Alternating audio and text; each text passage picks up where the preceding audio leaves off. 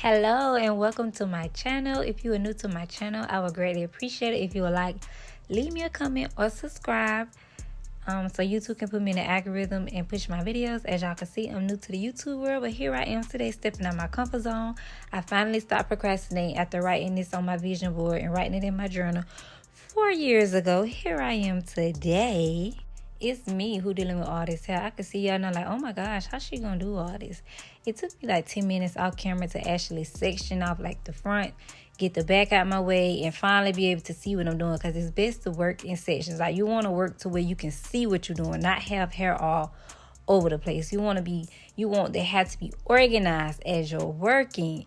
And today I am doing her some lemonade braids in the front, knotless in the back with boho added, using the colors 4, 27, 30 in the braiding hair and color number 33 in the boho.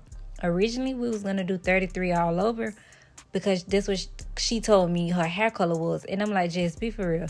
That you got a little shade of 33 in your hair, but your hair is black. Stop playing. So we end up going on this color haul and it just worked out perfectly. But the 33 is more like an orange tone, but it came out perfect because great time for the season change.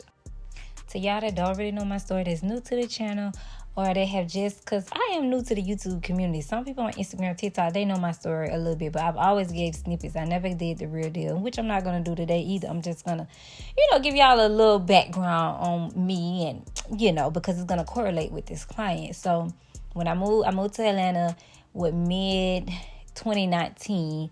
When I moved, all I had is $400 in my account. Yes, I said 400. I moved with the intent of getting a job, going to school, just trying to move away from my small town because there's nothing there, no ambition, no, just like everybody in this box. And I've always been a hard worker. I always just felt like like there was more to the world, and I wanted to spread my wings. So I stepped out on faith. I moved to Atlanta, and God knows when I moved, y'all, it did not go like I expected. I had to go through the storm, rain, snow, sleet. After months of looking for a job, trying to get in school, got in school, I got dropped from school. All the jobs telling me no, I didn't qualify. Crazy thing is, I remember going to H&M getting this black suit that I still got today, the little black blazer set, wore to every job interview. I mean, looking real professional. I had transportation at the times, no kids, reliable. Everybody like, no, I'm sorry, we're gonna go with another candidate. It pushed me into another era of my life. It pushed me to become this person that y'all see now.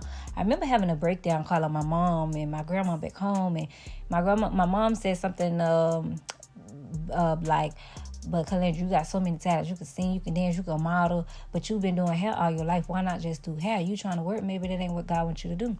And it still really didn't resonate. I'm like, girl, I ain't think about that. Like, I gotta try to be a client. I ain't come here for that. That's gonna be hard.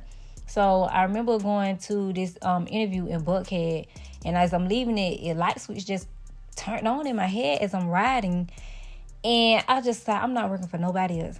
I'm gonna be my own boss. These was my exact words. I remember being on the phone with my friend at the time, and they were so surprised. Like, wait, what? Like, Lynn, do you know what you just said? I'm like, yeah, I'm tired. I'm fed up. I'm tired of going these job interviews, wasting my gas money. This same suit I keep washing, putting in the dryer just for them to tell me no.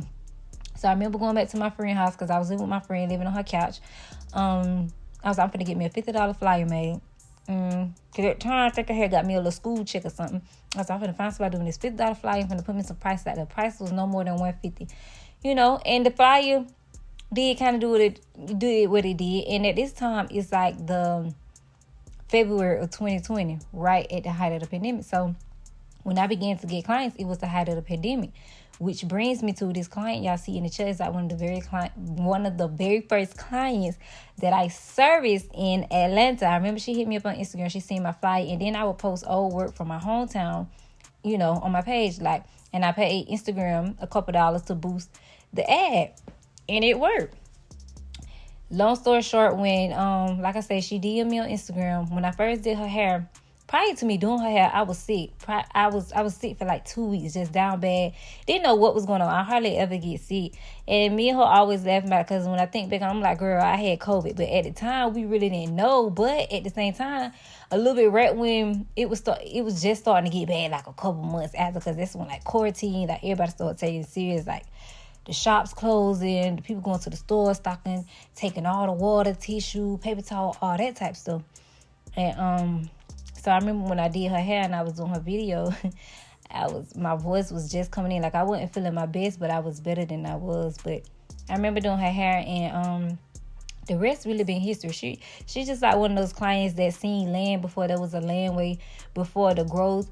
Like, she literally trusted me. She was one of the ones that gave me a chance when I was just trying to get my feet wet. Like, God, just send me somebody that just trust that I know what I'm doing. I just need to get some clients so that I could just, I'm willing to work my way up. Like, I'm willing to start for nothing. Like I said, I was charging no more than $150, $200. Like, whatever I could do to just start somewhere and have people believe in me. And with Jess is just one of those clients, like, no matter how many times I've done her hair, how many encounters we have, she always just showing love. It's always genuine. She never expect me to do her hair for free, no weird intentions. She's really like family. That's why she can always sit in my chair.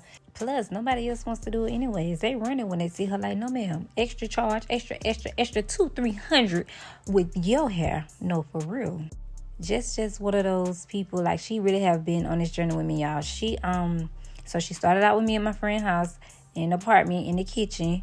When me and my friend moved into the house, I was doing hair in the garage. She's been with me since then to my first apartment, and this is her first time in my suite today. It's just so surreal just watching. I know it's probably like, dang, Lan, I came so far, because she always said it like, Lan, you doing so good. Like, every time I see you, you doing better. And to actually have, like, one of the very first clients that I did when I moved here, like, coming out of my hardships, trying to figure it out, just pleading, like, God, send somebody to believe in me. Not even thinking that she would be here on this journey with me 4 years later. Like, I had some clients that stumped on me on this journey too, but this one really hit different. I'm telling y'all, this is really like one of the very first clients. And I know y'all probably like, why did I give story time? Because it correlates. You have to trust the process. And like I was saying, I was thinking that nobody would want to book me because, again, where I come from, you're in the box. You talk to, think small. If you got 10, 30 braiders in Atlanta, who gonna think about you? Who gonna want to book you? But the whole time, just like all these loaves of bread got bread, everybody got their own type of bread, like their own type of bread, right? So that's how it is. And I just feel like if anybody would have told me I would be right here at this point in my life, I wouldn't believe it, because even just reliving those moments, being on my friend's couch, writing in my journals, doing a vision board, listening to all this spiritual motivation and stuff, sometimes it's hard to see the light at the end of the tunnel when you're actually going through things. Sometimes it's easier said than done when you're actually living in the moment. And it's just, I don't see no way out. Like, I'm a person of faith. I believe in God, but this is hard. Like, I really don't. And look at me today. Like, I came so far. God has allowed me to build something so beautiful. And not only just build, but leave an impact on people, like my clients and my platforms, because I feel like what I do is really like a ministry. I'm touching the top of everybody's head, and I believe in leaving an impact, just being me, walking in my purpose. And I feel like this is a part of my purpose. I feel like God allowed me to go through everything I went through for the very moments like this, like for the clients, for my platform. And I still feel like I got a long way to go. I feel like this is just the beginning. We 4 years in. What's up? But like I said, if y'all are new to my channel, if you love inspiration, you love expertise, if you just love authentic content, please leave me a comment. Let me know what type of videos y'all want to see. Leave me some questions. Leave me some tips. What y'all want out of me on this channel. I appreciate y'all for watching, and I hope to see y'all in my next video. Mwah.